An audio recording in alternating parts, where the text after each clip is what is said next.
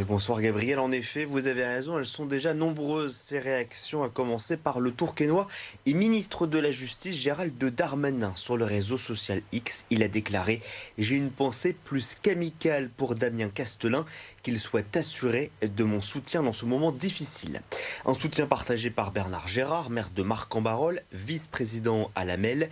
Je tiens à exprimer toute mon amitié profonde et sincère à Damien Castelin et à sa famille. Je reste profondément fier du travail que nous avons mené ensemble au sein de la métropole de Lille. A contrario, certains se réjouissent de la condamnation du président de la métropole, notamment Julien Poix, conseiller régional à la région, qui s'est même permis un pic sur le métro lillois. La fin d'un feuilleton presque aussi long que l'arrivée du nouveau métro. Que de temps et de crédibilité perdus.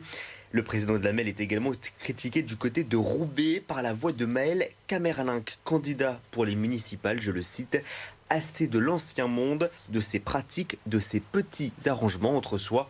En mars 2026, tournons enfin cette page.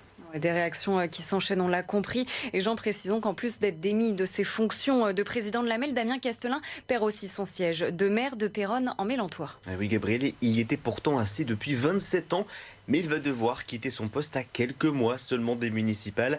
Alors pour les habitants de la commune, c'est pour certains un choc, pour d'autres l'occasion de se remémorer quelques souvenirs avec leur maire. Antoine Froly a passé un temps avec eux cet après-midi.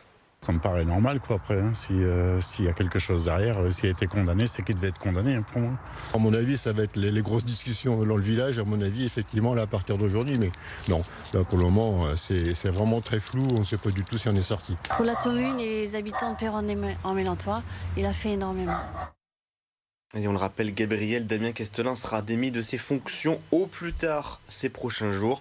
Le premier vice-président de la MEL, Éric Skéronka, prendra sa place dans l'attente de futures élections. Eh bien,